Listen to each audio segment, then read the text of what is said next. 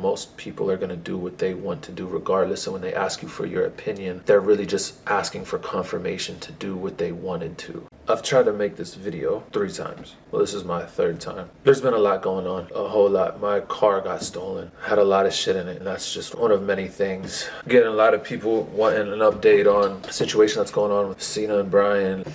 Zasha, Zasha posted a video. She was upset and I guess wanted to know my take on everything or whatever. I'm going to address some of that stuff and just give you guys an overall update because I've been ghost and I don't miss posting days. It's been years, literally. I haven't posted in like 3 weeks or something. It's honestly just been a rough beginning of the year. I was gonna sit here and re-explain even just the whole car situation so you guys can understand what happened and how crazy and how messy this situation is, but instead what I'm gonna do is I'm gonna just run back one of the videos that I tried to make a couple days ago, and then I just kind of scrapped it because I was getting overwhelmed just talking about it for real. But I'm gonna run that for y'all so you can watch that. Then I'm gonna address like some of the other stuff that's been going on as well. But yeah, let's run that.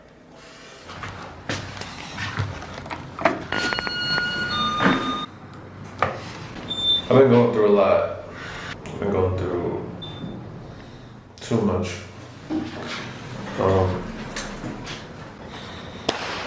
Like this right here.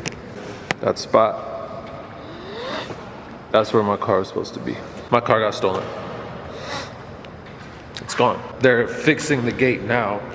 They were just working on it like an hour ago. The gate's still not put up. They just put up the little, I don't know if you can see it, the little barrier, but the actual rolling part of the gate they haven't put up yet. The part that rolls to come down, it's been gone for like a month and my car's gone. I had about $6,000 worth of stuff in it, and I don't always do that, but I feel like I was targeted, man. Like it was literally right here.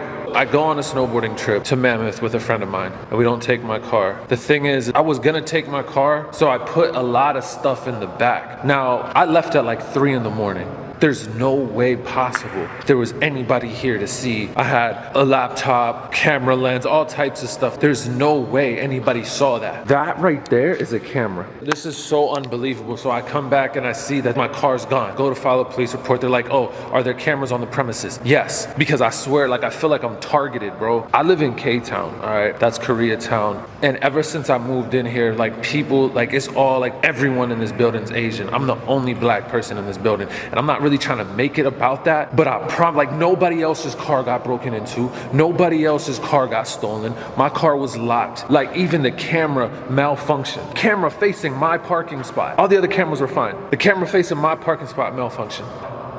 I'm lost. I don't know what to do, seriously, and that's why I've been ghost. I haven't posted in like weeks. I mean, you guys know, I haven't missed a post day in years. I feel like I can't shoulder all of this. You guys deserve better. You guys deserve somebody that'll just be able to suck it up and push forward, and that's what I'm trying to do. And I picked up the camera so many times to try and record something for y'all. I feel brain dead. I feel like I don't have any ideas for concepts, anything interesting. Like I really just need help. I don't know what that means. And like I said, I don't want to make this a racist thing. I hate that people do that. I hate that that's always like the quickest thing people want to run to, but I promise y'all, like the way that they looked at me here, like even just in the neighborhoods, like almost got into a fight with this dude because I'm wondering why haven't they contacted me about anything. The woman who I gave all the information to put the wrong model of the car. It's a model that doesn't even exist, an Audi 84. It's an A4. They're looking for a car that doesn't exist, and then they put the wrong phone number. They put my wrong contact phone number. And that's what keeps happening. They're telling me the stuff inside the car, they're not gonna be able to replace it. I haven't felt motivated. And even making this video right now, I really don't even know what the purpose is. But see y'all are commenting, asking if I'm okay, asking what's going on. So I was just watching those clips back and I look stressed, and it's interesting real quick, like one of the things to keep in mind is when you're going through something, it might feel like the end of the world, and I could see in my eyes that's what it felt like. Just the way I'm saying things, it felt like desperately stressed, bruh. And like today, it's just 2 days later. I'm not perfect. I still feel stressed, obviously, but man, it's so much better. And that's just something you got to know in your heart, is when you're going through some shit, when shit's hitting the fan, just know on the other side of that, even if it's a day later, 2 days later, it's gonna feel much better. So yeah, watching that clip was just really eye-opening. Like, damn, that was just 2 days ago. But yeah, I don't know.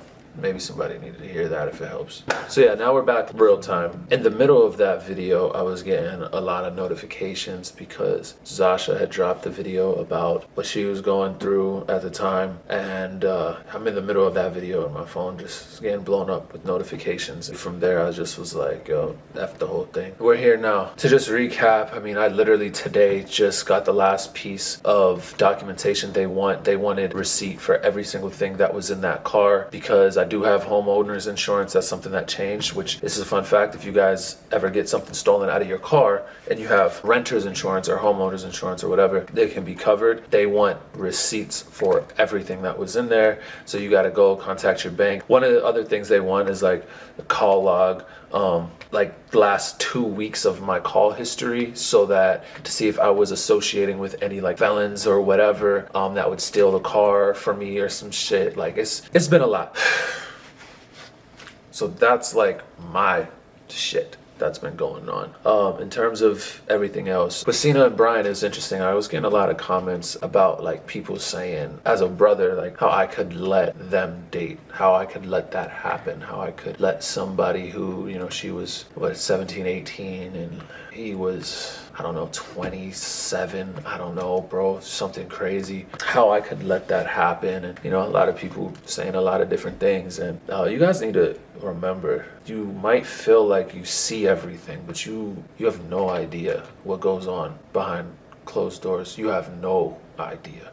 You might see 2%, literally 2% of the conversations that are had, of the arguments, of the discussions. Like even just that situation alone, when Cena was 17, 18, started dating Brian, that did a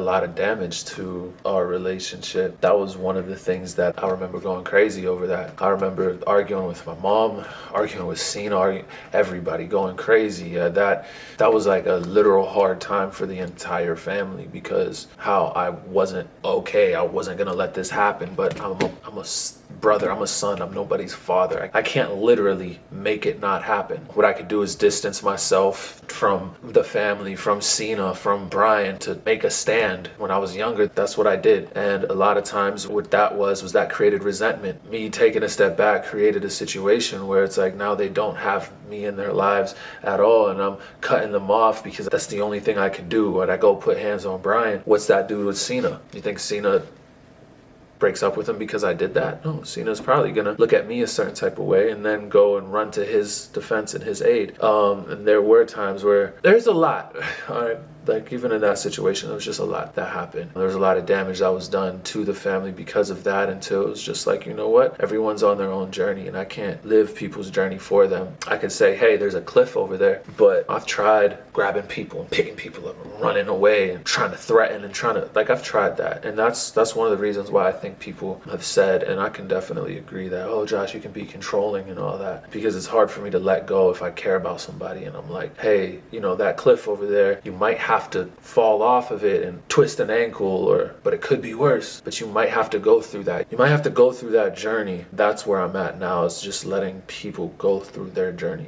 They can know that I'm here for them if they need to talk to me, but I can't force as much as I would like to. And as much as, you know, maybe it could have helped, I can't force anybody to do something that they don't want to do. Most people are going to do what they want to do regardless. And when they ask you for your opinion, they're really just asking for confirmation to do what they wanted to. If you don't give them that confirmation to do what they're already going to do regardless, you know, most of the time they'll tell you, thank you, I'll think about it. But, you know, we're creatures of habit, so there's that situation, man. But me and Cena, we're on good terms. I mean, you guys saw the video that we did.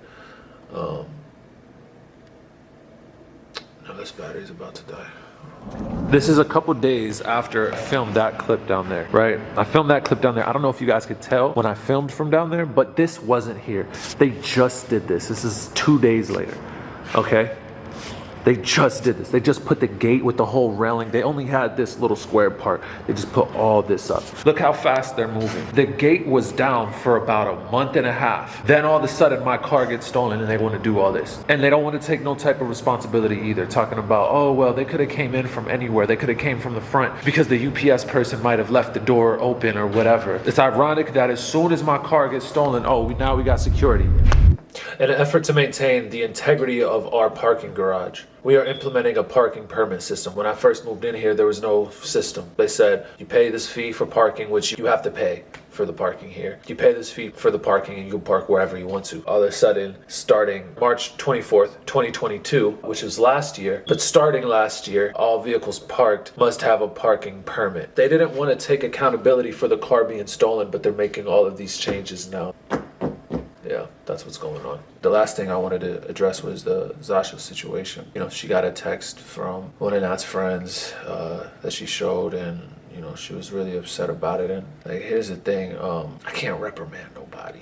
I need y'all to understand, we are all adults here. If I try to reprimand or control or turn up on anybody over any little text or anything that was said or whatever the case may be, like, bro, I would be fighting the entire world, like, legitimately. And I tried to do that. I'll try to control situations, and you know, I would have went and been like, nah, you can't do that. Yo, tell X, Y, and Z to make sure that this doesn't happen. And yeah, okay, and now make sure you, when that happens, don't respond like that. You can't be putting that out. You know what I mean? Like, you know how much energy that takes? Understand that every single person that you watch in our family, we're grown-ass men, grown-ass women, 30, 27, 28, you know what I mean? Like, this ain't high school. There's also a lot that happens behind the scenes that you guys don't know about, that you have to understand. Like, there's a lot of conversations that happen that you don't know about. There's a lot of situations that have happened that you don't know about. There are things that are for the internet and there are things that aren't. I know for me personally, whenever I like to talk about personal things, that is the reason I decided to be so open about the breakup, was because when I talk about personal things, I try to frame it, at least try to frame it in a way where people like you guys watching can learn something from it, or maybe it can help you in some type of way. Trust me, there's plenty of